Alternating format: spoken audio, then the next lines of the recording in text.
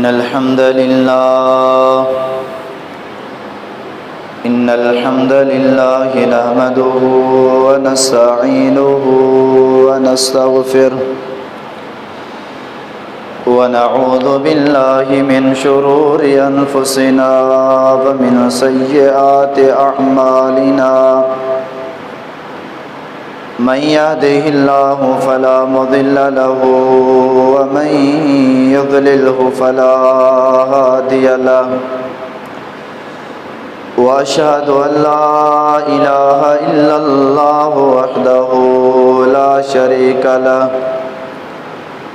وأشهد أن محمدا عبده ورسوله اللهم صل على محمد وعلى آل محمد كما صليت على إبراهيم وعلى آل إبراهيم إنك حميد مجيد اللهم بارك على محمد وعلى آل محمد كما باركت على إبراهيم وعلى آل إبراهيم إنك حميد مجيد أما بعد فإن خير الحديث كتاب الله وخير الهدي هدي محمد صلى الله عليه وسلم وشر الأمور محدثاتها فإن كل محدثة بدعة وكل بدعة ضلالة وكل ضلالة في النار أما بعد فأعوذ بالله من الشيطان الرجيم بسم الله الرحمن الرحيم يا أيها الناس اتقوا ربكم الذي خلقكم من نفس واحدة وخلق منها زوجها وبث منهما رجالا كثيرا ونساء واتقوا الله الذي تساءلون به والأرحام إن الله كان عليكم رقيبا يا أيها الذين آمنوا اتقوا الله حق تقاته ولا تموتن إلا وأنتم مسلمون يا أيها الذين آمنوا اتقوا الله وقولوا قولا سديدا يصلح لكم أعمالكم ويغفر لكم ذنوبكم ومن يطع الله ورسوله فقد فاز فوزا عظيما اللهم رب اشرح لي صدري ويسر لي أمري واحلل عقدة من لساني يفقه قولي سبحانك لا علم لنا إلا ما علمتنا إنك أنت العليم الحكيم مختصر حمد ثنا درود و سلام खां पोइ क़ाबिल एहतराम मुअज़्ज़ज़ सामीन किराम अॼु जे ख़ुतबा जुमअतुल मुबारक जो उन्वान शव्वाल महीने जो तारुफ़ छा है इन ॻाल्हि ते रखियल आहे। अल्लाह रब्बुल आलमीन इस्लामी हवाले से साल जा 12 महीना मुकर्रर कया हन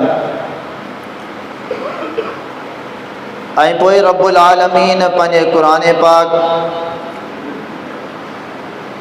जे अंदर उन्हनि 12 महीननि जो इशारो ॾिनो आहे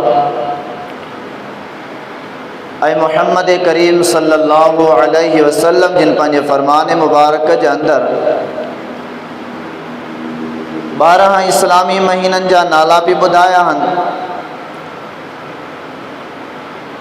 ऐं पोइ हर हिक महीने जे अंदरि जेके थींदड़ वाक़ियात आहिनि उहे हदीस मुबारका में इस्लामी तारीख़ में मौजूद आहिनि। उन खां अलावा इस्लामी महीना पंहिंजे पंहिंजे हिसाब सां हिकु मक़ाम ऐं मर्तबो रखनि था। इस्लाम जे हवाले सां उहे बि नबी करीम सल्लल्लाहु अलैहि वसल्लम ऐं तारीख़ इस्लाम जे पन्ननि जे अंदरि ॻाल्हियूं मौजूद आहिनि। हलंदड़ महीनो शवाल जो महीनो आहे। असां खोड़ सारे मुसलमाननि खे इस्लामी महीननि जा नाला कोन था अचनि।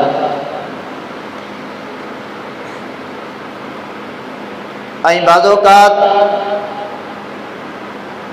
कुछ अहिड़ा लिखिया पढ़िया दाना फ़क़ीह माण्हू बि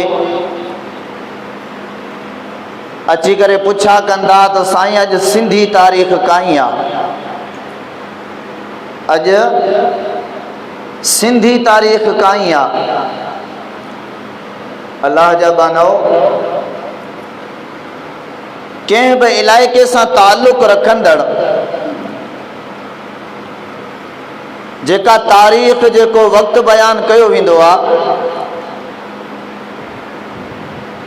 पोइ उन इलाइक़े जी या त फ़तह याबी जे नाले सां उहो वक़्तु ऐं उहा तारीख़ अॻिते रवाजो रस्म में ऐं मुआशिरे में उर्फ़ में ईंदी आहे,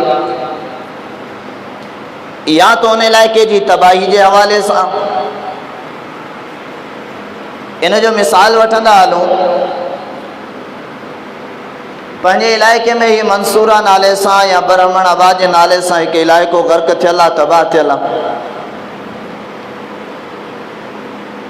खोड़ सारा अक़वाल, खोड़ सारियूं ॻाल्हियूं अचनि थियूं। फिलाणी सदी में फिलाणी तारीख़ खां ईस्वी खां इहो इलाइक़ो गर्क थियल आहे, इनखे एतिरा साल थिया आहिनि। अहिड़े हिसाब सां पाकिस्तान खे घणो वक़्तु थियो आहे? 21 3 24 24 50 74 साल थिया आहिनि। संसने पाकिस्तान ठहे खे, पाकिस्तान जी तारीख़ खे 70 चौथों साल हली रहियो आहे। त ही इस्लामी तारीख़ जी जगह ते सिंधी तारीख़ इस्तेमाल करणु तॾहिं इस्तेमाल थींदी जॾहिं असां चऊं त असांजी सिंध फ़तह कॾहिं थी, असांजी सिंध आज़ाद कॾहिं थी, असांजी सिंध खुशहाली में, फरावामीने में, अमन व अमान में, इतिहाद में कॾहिं थी। अलमक़सद जेके बि ॻाल्हियूं जंहिं तारीख़ ते तय थींदियूं आहिनि उन खां बाद में जेका तारीख़ हलंदी आहे उन इलाइक़े जे नाले सां उहा तारीख़ वरिती वेंदी आहे। त सिंधी तारीख़ कोन्हे का, हिन खे चइबो आहे इस्लामी तारीख़। त अॼु इस्लामी तारीख़ काई आहे? अहिड़े हिसाब सां इस्लामी महीना, इस्लामी महीननि जो तारीख़ूं इहे असां मुसलमाननि खे यादि हुजणु खपनि। इस्लामी महीने जा जेके महीननि जा नाला आहिनि उहे यादि रखणु खपनि। खोड़ सारे मुसलमाननि खे चङनि भलनि खे यादि कोन्हे। उन्हनि महीननि मां हलंदड़ हिकिड़ो महीनो शवाल जो महीनो आहे। शवाल महीने जे अंदरि खोड़ सारा वाक़िया थिया ऐं शवाल महीने जे अंदरि कुछ अहिड़ियूं ॻाल्हियूं आहिनि असांजे मुआशिरे जे अंदरि या मुसलमाननि जे अंदरि जिन्हनि ॻाल्हियुनि जे करे शवाल खे मनहूस महीनो चयो वेंदो आहे। नहुसत वारो महीनो, नहुसत चइबी आहे बेबरकती खे, जिथे बरकत ख़त्म थी वञे, रहमत ख़त्म थी वञे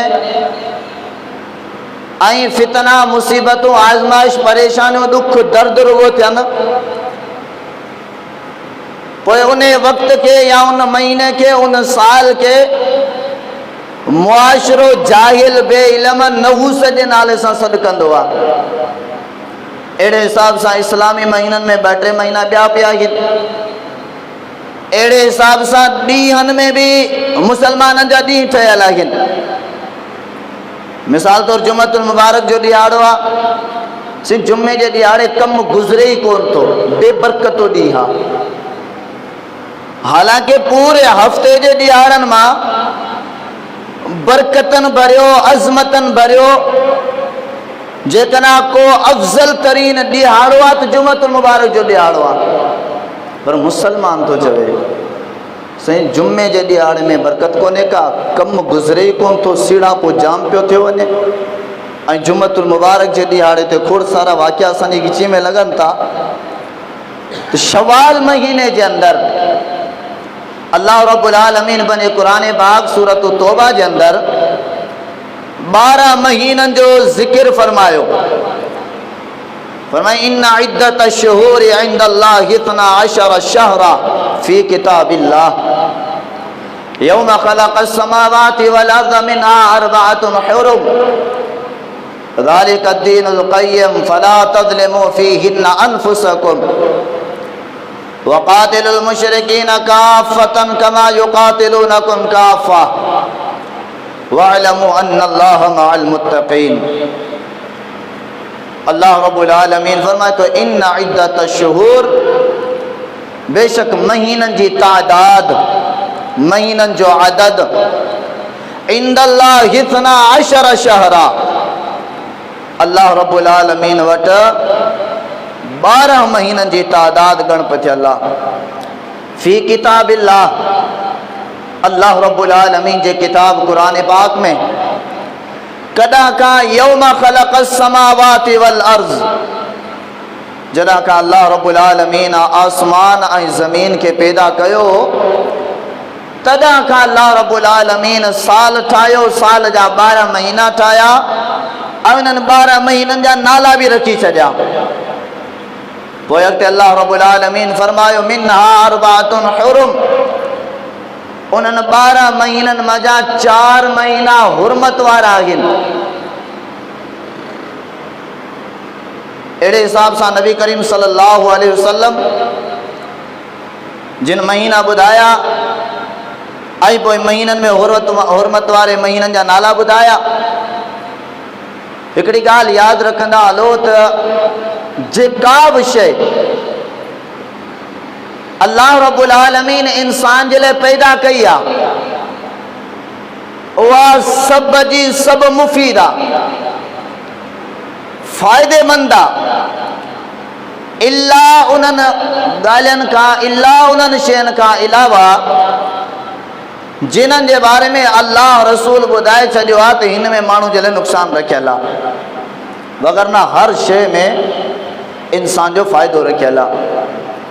शवाल महीने जी फज़ीलत, मक़ाम ऐं मर्तबो हदीस शरीफ़ जे किताब सही मुस्लिम जे अंदरि किताब सियाम हदीस नंबर 2758 जे अंदरि नबी करीम सल्लल्लाहु अलैहि वसल्लम ने फरमायो मन साम रमज़ान सुम्मा अतबाहु सित्तम मिन शव्वालिन कान कसियामिद दहर।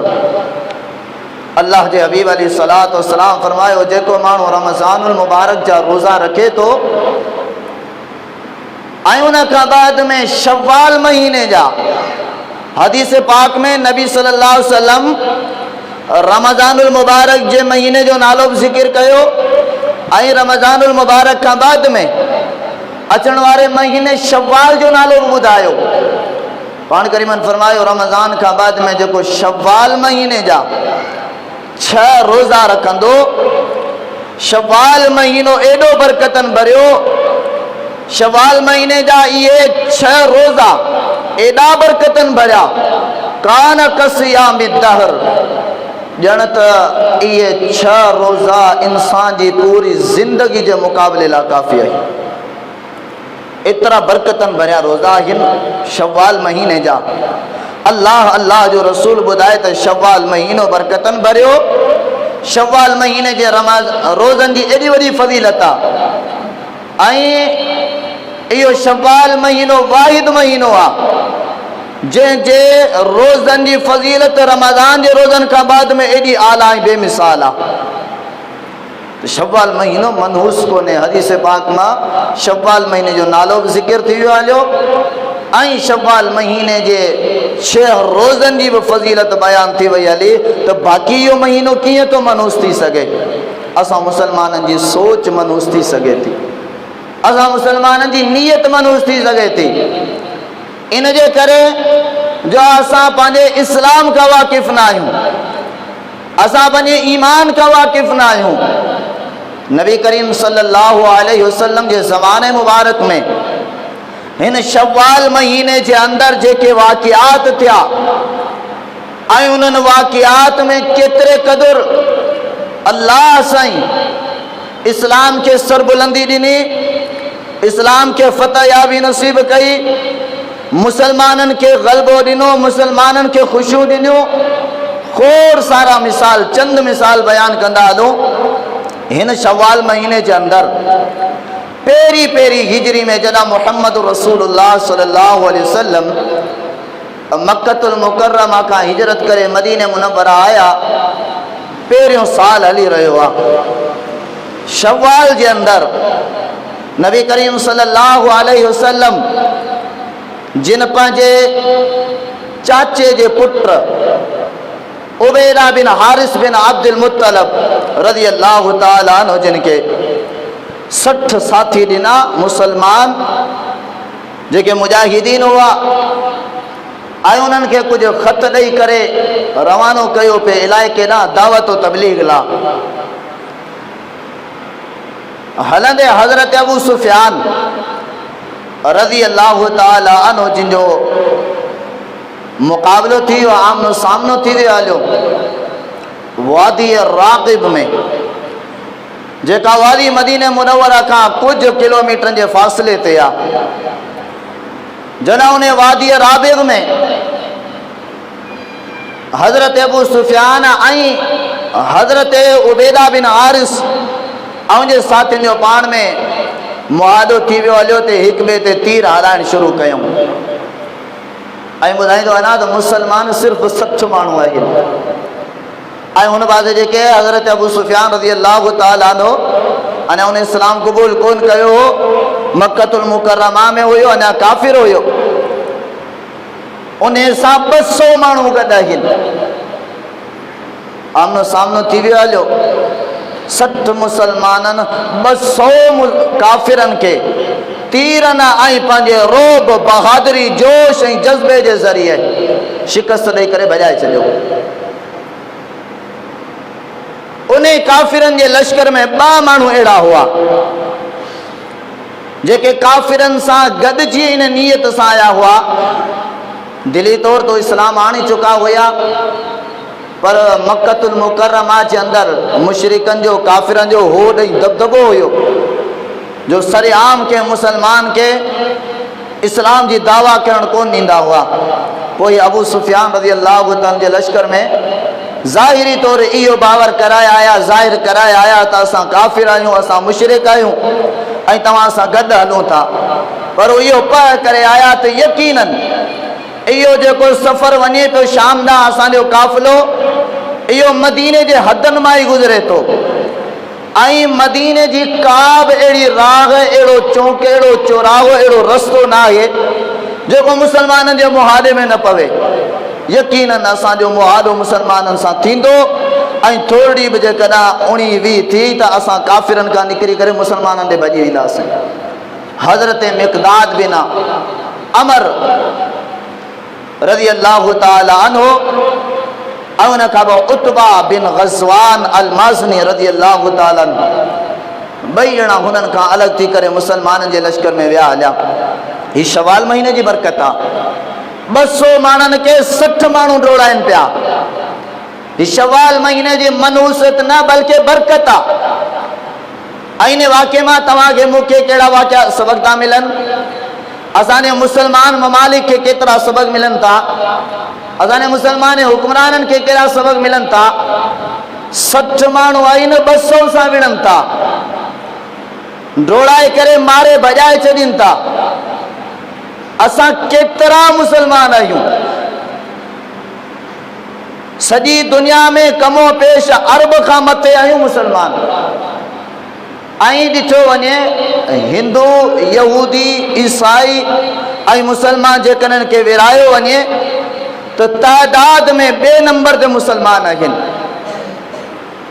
थोड़ी कंहिं तादाद जो फ़र्क़ सां 2 नंबर ते मुस्लमान आहिनि। उनजे बावजूद बि मुस्लमान रहिजनि था। छा जी कमज़ोरी? ईमान जी कमज़ोरी, असांजी बदहफ़ाली जी कमज़ोरी, इस्लाम खां पंहिंजे असली मुसलमानियत खां परे रहण जी कमज़ोरी आहे। जो अॼु असांखे पूरी दुनिया में तव्हां सर्वे करे ॾिसो, इसराइल हिकिड़ो नंढड़ो खितो आहे। सॼी दुनिया जे मुल्कनि मां नंढड़ो मुल्क, जीअं पाण मिसाल जो कंहिं आस पास वारे ॻोठ जो त भाई इहो 5 घरनि ते ॻोठ मबनी आहे कि घणा घर कोन अथसि। इहो इसराइल मुल्क ई आहे। ऐं वॾी मज़े जहिड़ी ॻाल्हि इहा, चारई तरफ़ मुसलमाननि जा मुल्क फिरियल अथसि। को बि बाक़ी गैर मुस्लिम मुल्क विच ते कोन्हे को, सभु मुसलमाननि जा मुल्क इन इसराइल के फिरियल आहिनि। थोड़ी तादाद में चारई तरफ़ मुसलमान सुपर पावर ताक़तूं रखण वारा, उनजे बावजूद बि डिॼूं पिया। मुसलमान पंहिंजे अखियुनि सां पुसंदे ॾिसूं पिया। हीअ असांजे हुक्मराननि जी हालत आहे। हीअ असांजा जेके वॾा वॾा राकेट, वॾा वॾा एटम बम, वॾा वॾा जहाज ठहिया पिया आहिनि। हीअ असांजी मुसलमाननि जी ईमानी कमज़ोरी जे करे इहो सभु कुझु थिए पियो। इन खां बाद में इन वाक़े में हिकिड़ो ॿियो सबक़ मिले थो, जेको हर नंढे वॾे, हर आम मुसलमान मर्द औरत खे मिले थो। उहो कहिड़ो? त पाण ताईं इस्लाम खे महदूद न रखो। नबी करीम सल्लल्लाहु अलैहि वसल्लम मदीना मुनव्वरा में विया। हज़रत उबैदा बिन हारिस खे 60 माण्हू ॾिनऊं, ख़त लिखी ॾिनऊं, वञो तव्हां इलाइक़े में वञी दावत तबलीग करे अचो। अवां आऊं केतिरी तबलीग था कयूं? असां ॿियनि खे तबलीग त चयो, पंहिंजे पाण खे तबलीग कोन था कयूं। जेको तबलीग करे सिन खे ई माठ करायो छॾियूं, तिन जी तबलीग ते असां रंडकूं पैदा कयो छॾियूं। छा मुसलमाननि जा नज़रिया, छा नबी जा पैगाम, छा नबी सगोर अलैहिस्सलातु वस्सलाम जी तरबियत तामीला तालीमा, असां मुसलमाननि जा नज़रिया छा, असां मुसलमाननि जी तरबियत छा? मुसलमानों असां थोरो ज़रा गौर त करियो, केॾो वॾो फ़र्क़ु आहे। कंहिं चवण वारे चयो न, हू जेके मुसलमान हुआ उहे किरदार जा गाज़ी हुआ, असां सिर्फ़ु गुफ़्तार जा गाज़ी आहियूं। ॻाल्हाइण में वॾा चालाक आहियूं, कहिड़ी बि पॉइंट ते ॻाल्हायूं कंहिंखे वठ न ॾींदासीं, पर किरदार इस्लाम खां भला छॾियो, पंहिंजे मुआशिरे जे हवाले सां कहिड़ो किरदार रखियो आहे? पंहिंजे मुआशिरे जो को माण्हू आहे असां खां सुकून में? को अहिड़ो माण्हू उथी बीहे, सभिनी माण्हुनि जे बारे में उनखां नज़रियात वठो, उनखां जाइज़ो वठो, कहिड़े कहिड़े माण्हू सां तूं राज़ी आहीं।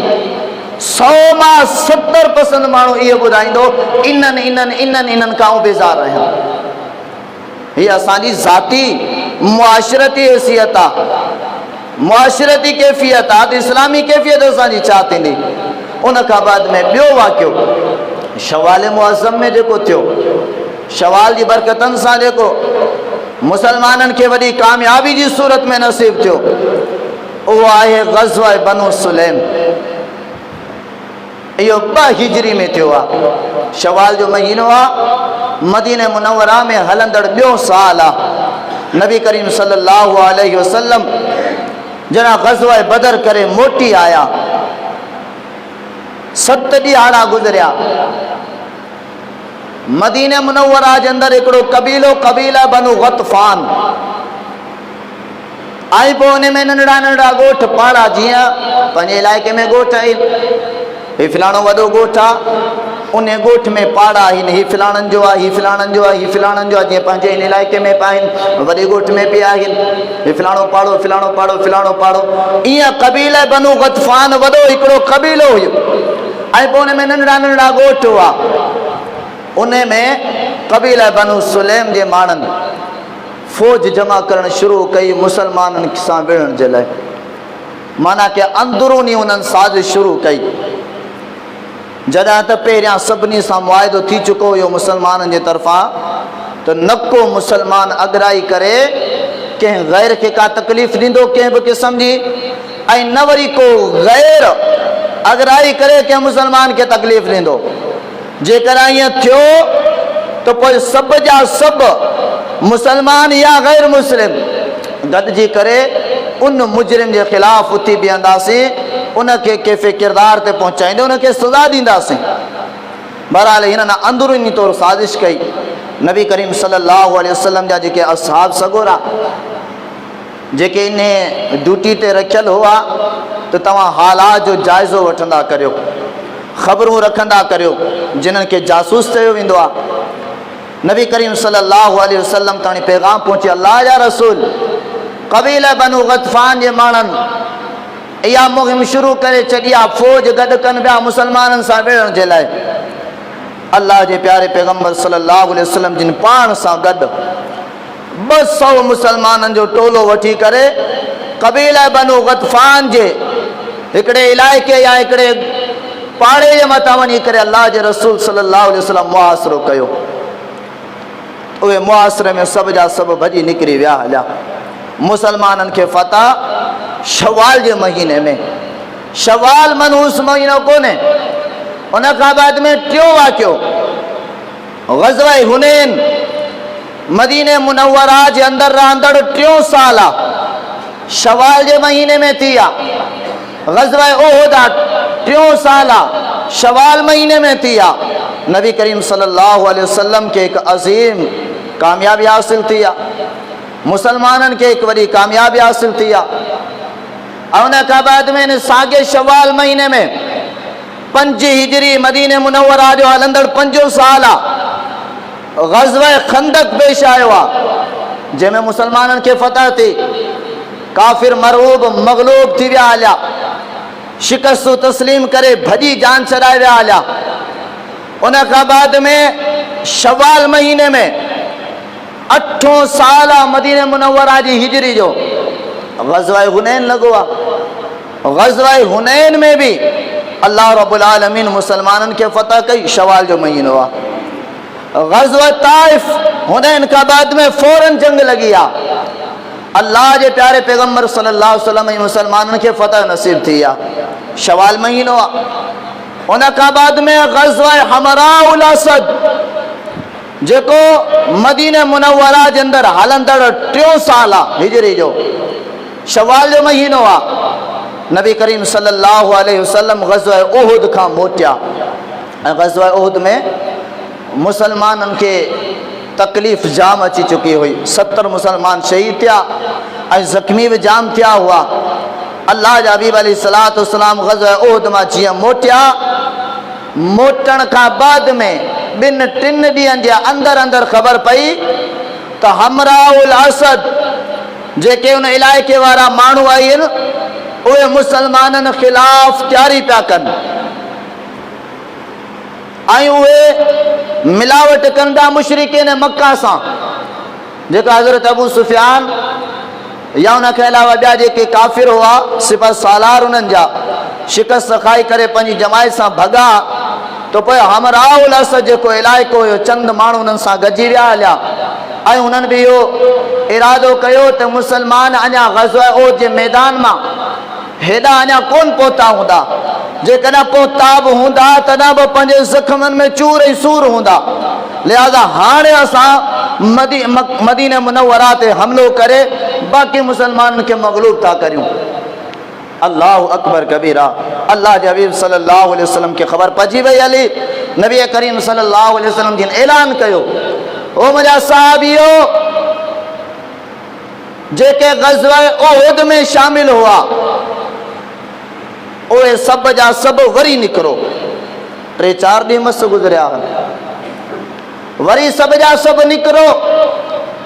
जेके मदीने मुनव्वरा में आऊं छॾे वियोसि, उहे सब जा सब मदीने मुनव्वरा में ही वेहो। नबी करीम सल्लल्लाहु अलैहि वसल्लम जिन जन इहो ऐलान कयो, जाबिर बिन अब्दुल्लाह रज़ी अल्लाह ताला अन्हु उथी बीठो, चई अल्लाह जा रसूल सल्लल्लाहु अलैहि वसल्लम ग़ज़वा उहुद में जेको 3-4 ॾींहं पहिरियां थी चुको आहे, मुंहिंजो बाबा अब्दुल्लाह शरीक थियो ऐं बाबा मूंखे रोके वियो हुयो तव्हांजी इजाज़त सां त मुंहिंजो पोयां भेणियूं आई आहिनि ऐं उन्हनि जी सार संभाल कयां। ग़ज़वा उहुद में त आऊं जिहाद में शरीक कोन थी सघियो आहियां, पर अल्लाह जा रसूल सल्लल्लाहु अलैहि वसल्लम आऊं तव्हां खां इजाज़त वठां थो, मूंखे इजाज़त ॾियो त आऊं इन ग़ज़वे में शरीक थी करे मुजाहिदनि जी लिस्ट में पंहिंजो नालो दाख़िल करियां। अंदाज़ो लगायो केॾो जोश जज़्बो आहे।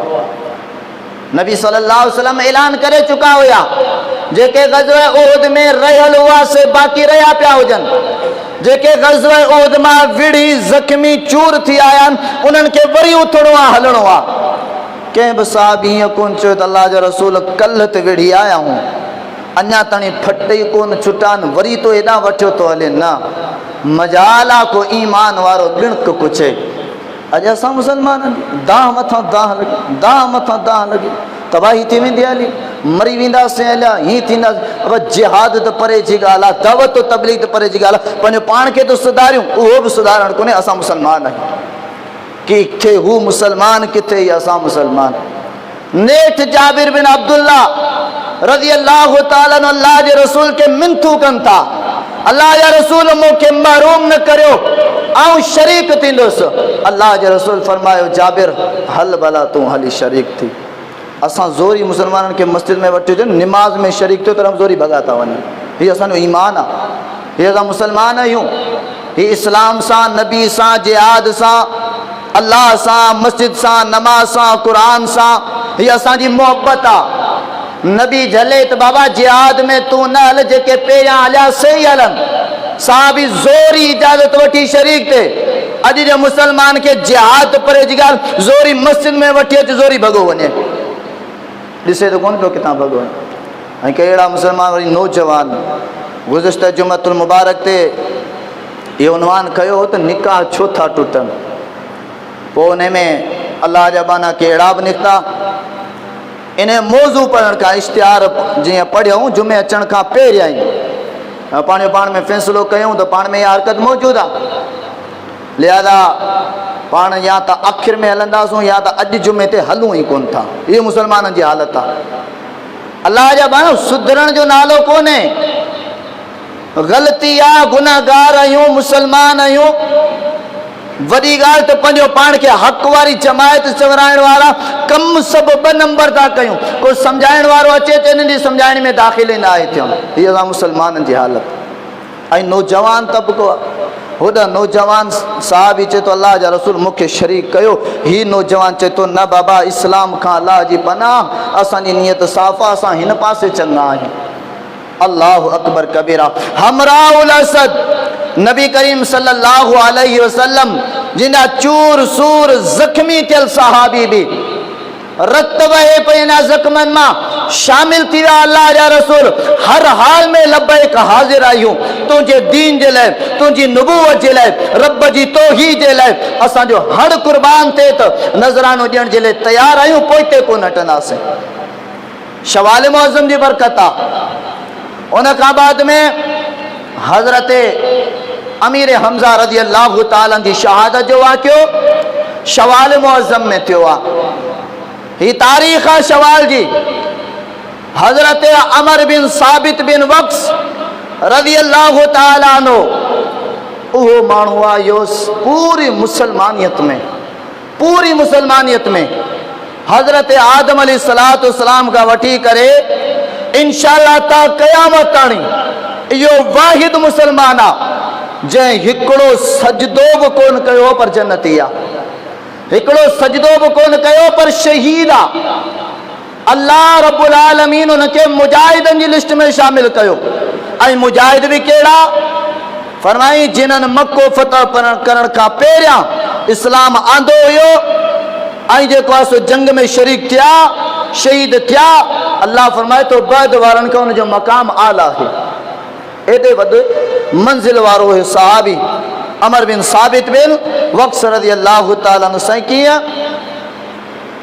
मैदान जिहाद हले पियो, नबी करीम सल्लल्लाहु अलैहि वसल्लम वटि आयो, अल्लाह जा रसूल सल्लल्लाहु अलैहि वसल्लम ही छा पियो हले, जन्नत ऐं जहन्नम जो सौदो आहे, इस्लाम ऐं कुफ्र जो मुक़ाबिलो आहे, मुसलमान ऐं काफ़िरनि जा पाण में मुआहदा अटकिया पिया आहिनि ऐं मुसलमान हिकिड़े इलाइक़े जा काफ़िर ॿिए इलाइक़े जा, जीअं पंहिंजे मुल्कनि जी असां पाकिस्तान में आहियूं, पंहिंजे इलाइक़े में आहियूं, रिश्तेदार आहियूं, बाबा ॿी पार्टी सां जंहिंजो असांजो झेड़ो थियो आहे न उन में असांजा रिश्तेदार कोन आहिनि, उहे ॿी क़ौम वारा आहिनि, गैर क़ौम वारा आहिनि। साईं छा ग़ज़वा उहद में इहो मुक़ाबिलो हो? न साईं न, जेकॾहिं मुसलमाननि जी तरफ़ पुटु आहे त काफ़िरनि जे तरफ़ां पीउ बीठल आहे, जेकॾहिं काफ़िरनि जे तरफ़ पीउ बीठल आहे त मुसलमाननि जे तरफ़ पुटु बीठल आहे। पीउ पुटु हिक ॿिए जे ख़िलाफ़ तलवारूं खयो पिया अचनि, छाजे लाइ? इस्लाम जी बुलंदी जे लाइ, ईमानी गैरत खे बाक़ी साबित करण जे लाइ पीउ पुटु तलवारूं खणी आया आहिनि हिक ॿिए जे मुक़ाबले में। हज़रत अमर बिन साबित बिन वक़्स रज़ी अल्लाह ताला अन्हु अल्लाह जे रसूल सल्लल्लाहु अलैहि वसल्लम सां जॾहिं गुफ़्तगू थी आहे, हज़रत अमर बिन साबित बिन वक़्स रज़ी अल्लाह ताला अन्हु ओॾी महिल ई तलवार खणी विढ़णु शुरू थियनि था ऐं उते जो उते शहीद थियनि था। नबी अलैहिस्सलातु वस्सलाम जी ज़बान नबूवत मां ऐलान थियो, अमीला कसीरा व उजीरा, अमीला कलीला व उजीरा कसीरा। इहो वाहिद माण्हू आहे जंहिं मज़दूरी त थोरी कई आहे, कम त थोरो कयो आहे, पर उजरत हिनखे एतिरी मिली वई आहे जो हिन जो केरु मुक़ाबिलो ई नथो करे सघे। अंदाज़ो लॻायो असां मुसलमाननि जी कैफ़ियत छा? मुंहिंजा बुज़ुर्गो, इन हाल में असां कॾहिं बि गैर मुल्की जेका जंग थिए असलही तौर उनमें त यकीनन फाते कोन था थी सघूं, पर पंहिंजे मुआशरे में जेकॾहिं न को गैर मुस्लिम थी करे अखलाक ते ललकारे त मुसलमानो तव्हांजे अखलाक खां असां वाक़िफ़ आहियूं, तॾहिं बि शर्मिंदगी खां कंध झुकाइणा पवंदा। एतिरा असां मुसलमान अॻिते निकिरी चुका आहियूं।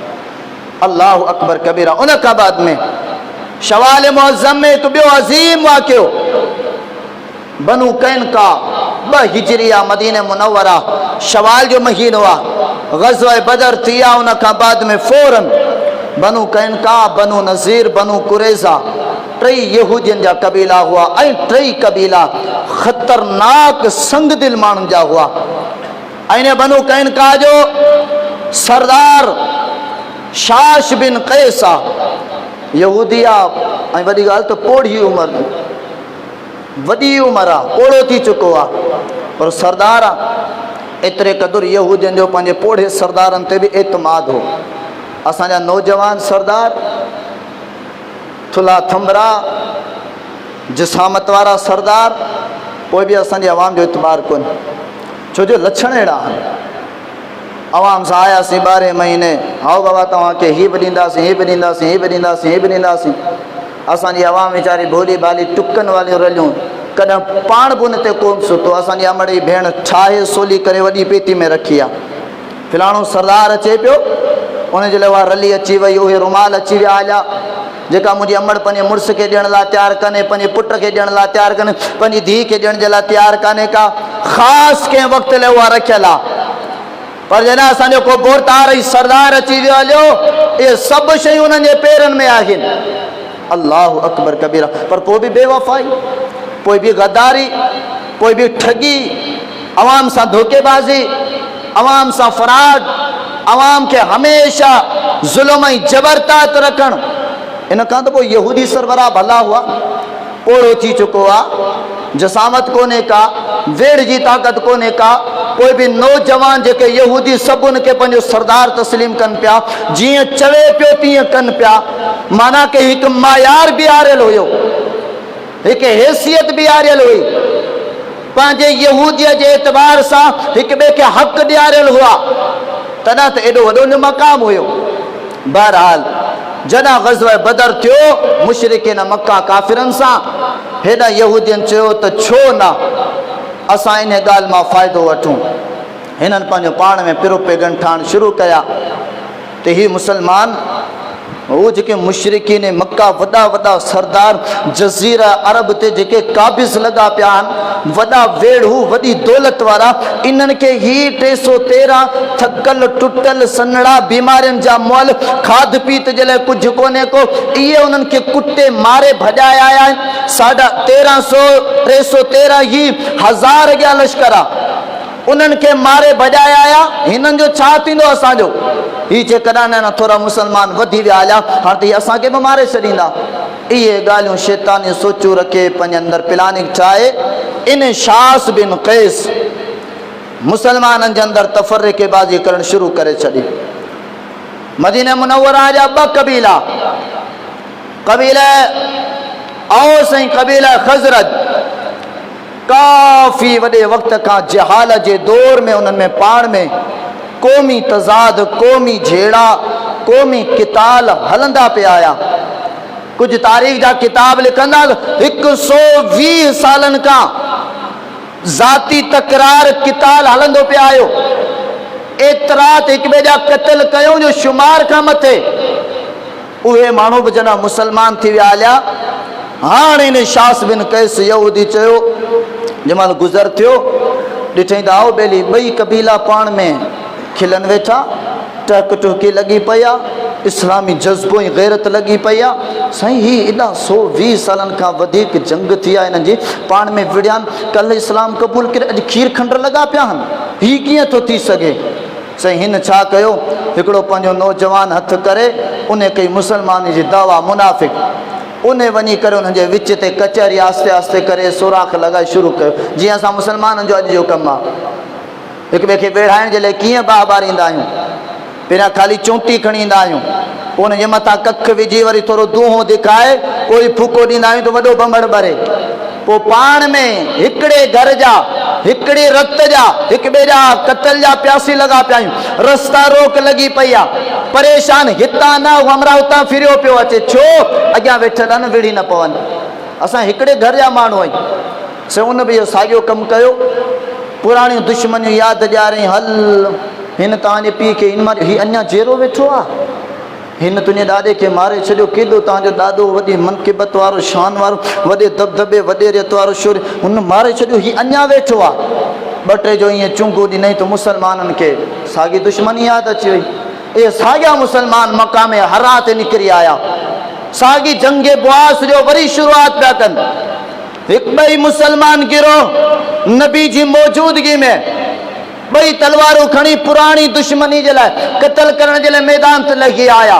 अल्लाह जे रसूल सल्लल्लाहु अलैहि वसल्लम खे जॾहिं ख़बर पई, नबी करीम सल्लल्लाहु अलैहि वसल्लम दौड़ंदा आया, सहाबा खे वठी आया, मुहाजिरिन खे अची करे विच ते बीही करे अल्लाह जे रसूल सल्लल्लाहु अलैहि वसल्लम सम्झाणी ॾिनी, मुसलमानो होश कयो, शैतान जे चकर में न अचो, मूंखे ख़बर आहे तव्हांखे चंद माण्हू वरगलाइनि पिया, तव्हां मां फ़ाइदो वठणु चाहिनि था, पुरानी दुश्मननि जे ज़रिए होश कयो। अल्लाह से अवां ते केॾो वॾो एहसान कयो आहे, केॾी वॾी नवाज़िश कई आहे, जो अल्लाह रब्बुल आलमीन तव्हांखे उन ज़ुल्मत भरी ज़िंदगी मां कढी करे हिन खीर खंड वारी ज़िंदगी ॾांहुं, रोशनी वारी ज़िंदगी ॾांहुं, अमन इतिहाद वारी ज़िंदगी ॾांहुं आणियो, वरी तव्हां उन रस्ते ते वञणु चाहियो था। मुसलमाननि खे वरी होश अची वियो, हलियो तलवारूं उछलियूं, वरी ओॾीमहिल जो ओॾीमहिल खीर खंड थी विया। खणो इस्लामी तारीख़ जा किताब, अॼु असां पटका लायूं था, पेड़ा पऊं था, साईं रिश्तो आहे, घर जो आहे, न्याणियूं मेड़ वठी पिया वञूं, न आऊं माफ़ थोरी कंदोमांसि, पलांद पुराणा थींदा आहिनि छा? ख़बर आहे साईं तूं केॾो वॾो चङो मुड़ुसु आहे। हीअ असां मुसलमान जी बुज़ुर्गो हालत आहे। ओ मुंहिंजा मुसलमान बुज़ुर्गो, मुंहिंजे मोहतरमा में इस्लामी हुलियो, इस्लामी तसव्वुर पंहिंजे दिमाग़ में, पंहिंजे दिलि में, पंहिंजे वजूद में, पंहिंजे मुआशिरे में पैदा कयो। यकीनन इहे शयूं तव्हां मुआशिरे में आणियो, तब्दीली आणियो, पोइ ॾिसो कीअं थियूं मुहबतूं ऐं भाईचारा पैदा थियनि, पोइ ॾिसो त कीअं थी बर्दाश्त पैदा थिए, सबुर ऐं तहमुल केतिरे क़दुरु बर्दाश्त। पैदा थियनि था, जीअं तीअं असां इस्लाम खां परे वञूं पिया, ईअं तीअं असां हिक ॿिए जे ख़िलाफ़ भड़कंदा वञूं पिया। हसद, साड़, बुग़्ज़, कीनो, तअस्सुब, नफ़रत, बिला वजह जे बि का ॻाल्हि न हुजण जे बावजूद बि मोह हिक ॿिए जो नथो वणे। छो? जॾहिं असांखे अल्लाह जी मस्जिद नथी वणे, अल्लाह जो क़ुरान नथो वणे, नबी साईं जी सुवारी नथी वणे, त पोइ अल्लाह रब्बुल आलमीन दिलि में अहिड़ियूं मोहबतूं विझंदो आहे। शैतान मथां काबिज़ थियो वेठो। उन खां बाद में हिन शवाल मुअज़्ज़म जे महीने में अञा इहो डिघो वाक़ियो हिकिड़ो ॿियो पिन सां गॾु आहे, पर टाइम जी किल्लत सां हिन शवाल मुअज़्ज़म महीने जे अंदरि हज़रत इमाम बुखारी रहमतुल्लाहि अलैहि, जिन जी विलादत बासआदत आहे, जिन जो हदीस शरीफ़ जो किताब सही बुखारी लिखियलु आहे। सही बुखारी हिकु अज़ीम तरीन किताब आहे। ऐं हिकिड़ी ॻाल्हि ॿुधाईंदो हलां त अहले हदीस हुजनि या देवबंदी हुजनि या बरेलवी हुजनि, सारी कायनात जा जेके बि सुन्नी तबके सां उलमा जेके ताल्लुक़ रखनि था, सभिनी जो इत्तिफ़ाक़ आहे, इत्तिहाद आहे तो सही बुखारी ऐं सही मुस्लिम में हिकिड़ी बि ज़ईफ़ हदीस कोन्हे का, हिकिड़ी बि ग़लति हदीस कोन्हे का, हिकिड़ी बि कूड़ी हदीस कोन्हे का। सही बुखारी ऐं सही मुस्लिम जे अंदरि तमामु तर जेके हदीसूं मौजूदु आहिनि नबी करीम सल्लल्लाहु अलैहि वसल्लम जे नाले सां, उहे सभु जूं सभु बेआइनी ई ईअं सही ऐं साबित आहिनि जीअं नबी करीम सल्लल्लाहु अलैहि वसल्लम पंहिंजी ज़बान नबूवत मां असहाब सगोरनि खे ॿुधायूं, ईअं ई हदीस महफ़ूज़ ऐं सही तरीन। तो मुंहिंजा बुज़ुर्गो शवाल मुअज़्ज़म जे हवाले सां हिकिड़ी ॿी नहुसत बयानु कई वेंदी आहे। शवाल महीने जे अंदरि जेके अरब जा जाहिल माण्हू हुआ ऐं मुसलमान जे कंहिं कंहिं इलाइक़े में बि आहिनि, शवाल महीने जे अंदरि शादी नाहे करणी। हालांकि नबी करीम सल्लल्लाहु अलैहि वसल्लम हदीस शरीफ़ किताब सही मुस्लिम 3483 हदीस नंबर आहे। नबी करीम सल्लल्लाहु अलैहि वसल्लम जे सैयदा आयशा रज़ी अल्लाह ताला अन्हा चए थी ज़व्वजनी रसूलुल्लाहि सल्लल्लाहु अलैहि वसल्लम फी शव्वालिन, नबी सल्लल्लाहु अलैहि वसल्लम मूंसां जेको निकाह कयो शवाल जे महीने में कयो। ऐं नबी सल्लल्लाहु अलैहि वसल्लम शवाल जे महीने में अम्मर सैयदा आयशा सां निकाह छो कयो हो? सबब कहिड़ो हुयो? जो अरब जे जहालत वारे मुआशरे में इहा ॻाल्हि मशहूर ऐं मारूफ़ हुई तो शवाल महीनो नौसुबिल्ला मनहूस महीनो आहे ऐं इन जे अंदरि शादी नाहे करणी। नबी करीम सल्लल्लाहु अलैहि वसल्लम उन जी मुखालिफ़त कंदे सैयदा आयशा रज़ी अल्लाह ताला जिन सां शवाल जे महीने में निकाह कयो। अमर आयशा जॾहिं शवाल जे महीने में निकाह थियो, निकाह खां बाद में असांजी हमबिस्तरी असांजो मिलाप 3 सालनि ताईं कोन थियो। पोइ वरी जेके पाण रुख़सती चवंदा आहियूं, अमर आयशा चए थी अल्लाह जे रसूल सल्लल्लाहु अलैहि वसल्लम 3 सालनि खां बाद में वरी जॾहिं रुख़सती जे लाइ मूंखे वठी आया तॾहिं बि शवाल जे महीने में। अॻिते अमर आयशा चए फ़अय्यु निसाइ रसूलिल्लाह सल्लल्लाहु अलैहि वसल्लम, नबी सल्लल्लाहु अलैहि वसल्लम जे घर वारनि मां कहिड़ी औरत आहे जेका अहिड़ी ख़ुशि नसीब हुजे जंहिंजे निकाह जे ज़रिए जेका जहालत आहे उनखे ख़त्म कयो वियो हुजे। उहा ख़ुशि नसीब औरत आऊं आहियां जंहिंजे निकाह जे ज़रिए अल्लाह जे रसूल सल्लल्लाहु अलैहि वसल्लम ता हयात क़यामत ताईं ईंदड़ हर मुसलमान के, ईंदड़ हर इंसान के, मुस्लिम तोड़े काफ़िर हुजे, उनखे ॿुधाए छॾियो त शवाल महीने में जेको तव्हांजो अक़ीदो आहे त निकाह करणु जाइज़ कोन्हे ऐं मुहम्मद सल्लल्लाहु अलैहि वसल्लम निकाह बि शवाल जे महीने में पियो कयां, रुख़सती बि शवाल जे महीने में पियो कयां। अम्मा आयशा चए थी इहा ख़ुशि नसीबी, इहा सआदत रस्म के, बिदात के, ख़ुराफ़ात के मिटाए करे इस्लाम के आणण वारी जेका ख़ुशि नसीबी हासिल थी आहे उहा मूं आयशा खे हासिल थी। अमर आयशा रज़ी अल्लाह ताला जे बारे में हज़रत उर्वा साहिब रसूल वो बयान करे तो वकानत तस्तहिब्बु अन तुदखिल निसाअहा। ऐं अमर आयशा रज़ी अल्लाह ताला अन्हा या तरगीब ॾियारींदी हुई तो शवाल जे महीने जी एॾी वॾी असमत आहे तो तव्हां जेको आहे सो कॾहिं बि पंहिंजे घर वारनि खे निकाह में वठी अचो तो शवाल जे महीने में वठी ईंदा कयो, शवाल जे महीने में रुख़सतियूं कंदा करियो। शवाल महीने जे बारे में जेका मनहूसियत नहूसियत फैलायल आहे उनके इस्लाम जी रोशनी सा मेटे करे मुसलमान ख़त्म कयो। आहे अल्लाह मुसलमान के शे जी ख़बर। अल्लाह साईं खां दुआ है अल्लाह से मूंखे अवां खे क़ुरान पाक ऐं हदीस पाक पढ़ण सम्झण ऐं पंहिंजे रुसूमात ऐं ख़राफ़ात जी अकाइद जी इस्लाह करण जी तौफ़ीक़ अता फ़रमाए। आमीन। वाखिर दावाना अनिल हम्दुलिल्लाहि रब्बिल आलमीन।